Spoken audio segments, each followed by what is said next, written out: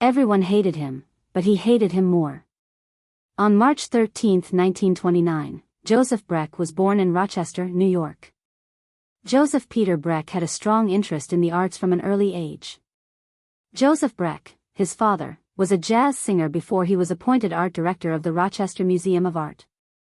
At first, Peter wasn't sure if he wanted to be an actor, despite being exposed to the arts at a young age. Before he discovered his performing niche, he attempted a number of different jobs. Breck entered the U.S. Navy after high school and had a reputation for being tenacious and disciplined, qualities that would subsequently be present in several of his on-screen personas. After serving in the military, he attended the University of Houston to study drama and begin his theatrical career. He later joined Houston's Alley Theater. He learned a lot about stagecraft and performance from this event, which also influenced his early playing style. Breck swiftly shifted from music to TV series and movies after arriving in Los Angeles.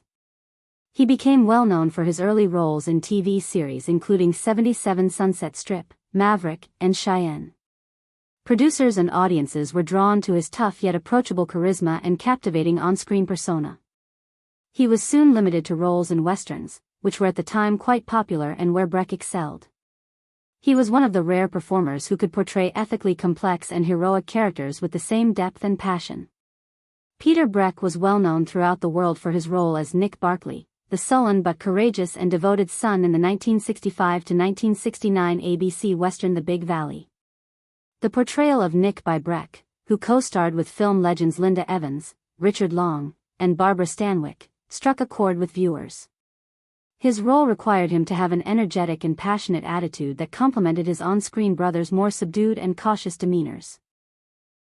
The Big Valley became one of the most well-liked westerns of its day thanks in large part to him.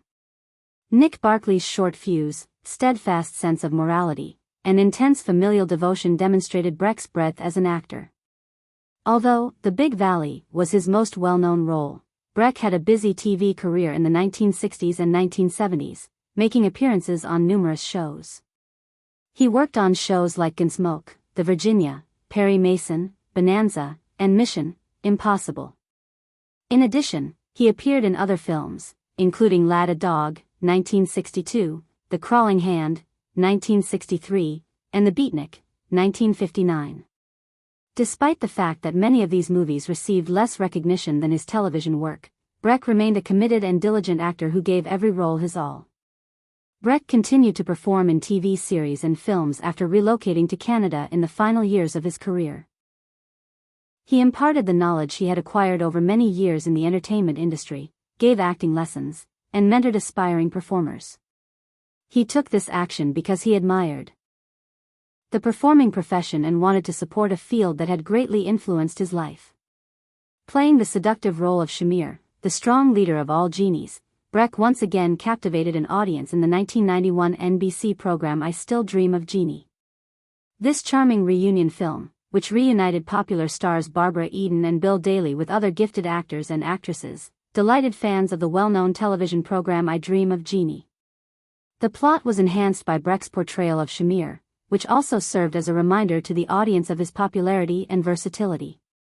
When Breck portrayed Sheriff Hatch in the 1993 cult horror film The Unnameable 2, The Statement of Randolph Carter, he further demonstrated his range. He was able to portray more serious and dark roles in this film, demonstrating that he was capable of working in genres other than the westerns and dramas that initially brought him fame. Breck continued to captivate television audiences in 1996. The highly popular revival of The Outer Limits, a show renowned for its gripping plots and fascinating science fiction, featured him as a guest star in one of its episodes. His involvement on this program demonstrated his ongoing significance in the rapidly evolving TV industry. Breck's abilities as a voice actor extend beyond live-action roles. In 1998, he voiced Farmer Brown in the Critters episode of the new Batman Adventures.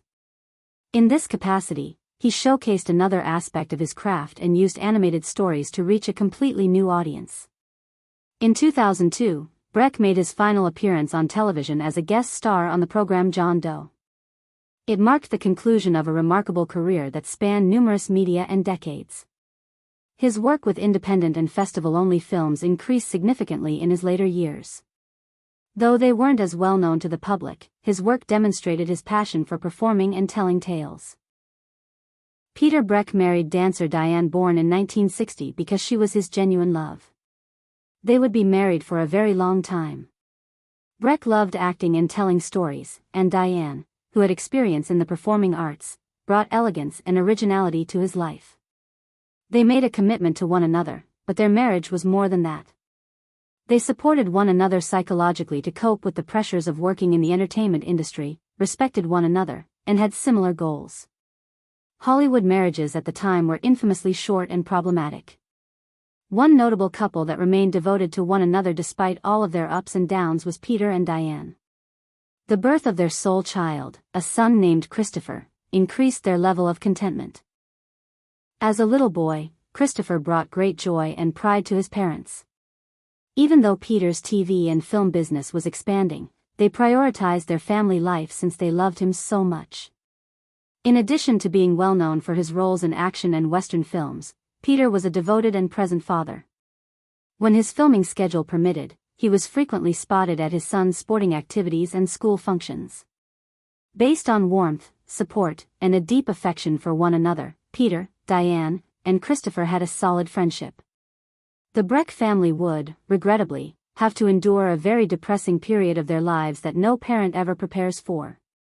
Tragically, they discovered that their cherished son Christopher had leukemia, a deadly kind of blood cancer. Christopher passed away at the young age of 30, despite their best efforts to provide him with medical attention and psychological assistance. His death was a devastating loss that affected both Peter and Diane severely. Co-workers and friends saw that Peter, who had portrayed a number of terrifying characters, was now experiencing the most terrible loss in real life. Peter Breck's life was significantly altered by Christopher's passing. Although he hardly discussed the catastrophe in public, many who knew him saw a shift in his demeanor, a silent melancholy that lurked beneath his serene appearance. Despite their sadness, Peter and Diane found solace in one another. They found solace and healing in their enduring love. To ensure that their son's soul would never be forgotten, they continued to honor him in covert ways. For the rest of his life, Peter Breck would be haunted by the vision of his son. It served as a reminder of the strength of love and the frailty of family. The one person Peter Breck encountered over his lengthy and diverse playing career who stood out was Richard Long, not because Breck liked or appreciated him or even because he was a rival, but rather because Breck harbored a long-simmering resentment toward him. Short-lived personality conflicts or minor disagreements at work weren't the reason for their hate. Those who witnessed it directly realized it was a blatant resentment that never quite disappeared. Breck was not easily frightened, but there was something about Long that really irritated him. Particularly in his breakthrough role as Nick Barkley on The Big Valley, he was renowned for his spectacular performances and fierce energy on television. Both men were cast as brothers on the set of The Big Valley, where it all began. The show's writers may have hoped for a convincing fraternal closeness, but instead they got a chilly backroom feud. Breck's aggressive and physical style of acting contrasted sharply with Long's more quiet and calculated approach. Breck considered Long's cool-headedness annoyingly arrogant. Long was cool and composed, whereas Breck was erratic and impetuous. Breck could tell from Long's demeanor that he wasn't serious. It sounded arrogant.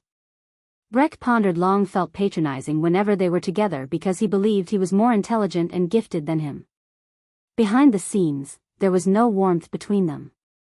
Crew members frequently reported feeling the animosity between the two when they were in the same room. Breck had a reputation for being amiable and supportive of those he liked. He was also always eager to get involved in a scenario and had a fast sense of humor. However, when he was with Long, he would become quiet, irritable, or impolite, and occasionally he would even storm off set following a really uncomfortable take. Ultimately, according to Breck's acquaintances, Peter believed that Long frequently took advantage of circumstances to further his own interests, either by discreetly harming Breck's standing with producers or by improving his own image at Breck's expense. Breck could not forgive or forget Long's repeated passive-aggressive behavior, which he believed to be persistent. Something more personal might have also been the source of the rage. Some believed that Breck viewed Long as a threat because of the way the company handled him, not because Long was a lousy actor. Breck gave every task his all, while Long seemed to advance through the ranks more readily, with less effort and more recognition. Breck disliked politics and bigotry when he saw them. And whether on intent or by chance, Richard Long represented everything Breck disliked about the way Hollywood operated. Their divergent worldviews, Long's practicality and Breck's optimism, widened the chasm between them. Years had gone by since the conclusion of The Big Valley, but Breck never changed his opinion. He praised Barbara Stanwyck and Lee Majors when questioned later about his time on the show, but he was notably quiet or flighty when Richard Long's name was mentioned. He was more straightforward in private. He denigrated Long and made it plain that this was the relationship he detested the most out of all of his professional relationships. Many people with close knowledge of Breck claimed that he was difficult to forgive. It indicated a lot that his distaste for Long remained unchanged. Richard Long was more than simply a bad colleague to Peter Breck. He encapsulated all of Breck's annoyances with a position that frequently required him to compromise. Breck, who was a very honest and dedicated person, could not tolerate the sincerity that Long's well-groomed look and cunning behind-the-scenes actions displayed. Although Peter Breck had collaborated with many others throughout the years, he truly detested Richard Long more than anybody else. In June 2010, Diane, Peter Breck's wife, posted some very significant and private news on his official website for his admirers and friends. She informed them that Peter had been diagnosed with dementia, a progressive brain disease that impairs memory, cognitive function, and everyday function. This revelation was crucial since it altered Peter Breck's public persona and demonstrated the couple's honesty and desire to stay current. According to Diane, the disease's symptoms had prevented Peter from engaging in several of the activities that had been a unique means of connecting with his pals.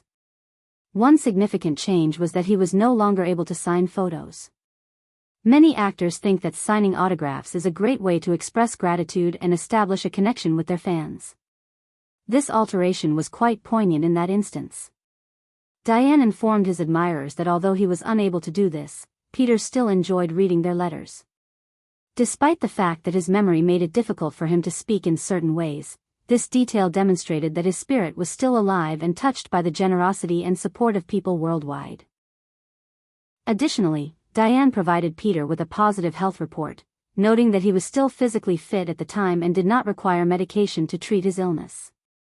This distinction was significant because it demonstrated that although dementia had impacted his thinking, his body remained robust, allowing him to take pleasure in life's simpler pleasures. Following the first statement, Diane updated the public and admirers on Peter Breck's health progress. On January 10, 2012, she informed them that Peter had been admitted to the hospital. Due to complications from his sickness, he had to remain in the hospital. This is due to the fact that dementia frequently increases a person's risk of contracting other diseases, infections, or injuries. Peter's hospital visit was a significant turning point in his health and demonstrated how rapidly his condition was deteriorating. Diane's candor during this period demonstrated her dedication to transparency and her deep concern for him as his spouse. It also made his fans more aware of the difficulties he was facing in the latter months of his life. Peter Breck passed away on February 6, 2012, less than a month later. He was 82. He passed away in Vancouver, British Columbia, a city renowned for its serene ambience and breathtaking scenery. He might have felt better in his final days because of this. He passed away after a lengthy and prosperous acting career, capping an incredible life and career. He gained great respect and was well liked by many. Upon learning of his passing, he received sincere tributes from both colleagues and fans. This demonstrated the impact he made both on screen and in the hearts of viewers. Diane's care for him during his illness and until his death demonstrated their closeness and her unwavering support during his darkest moments.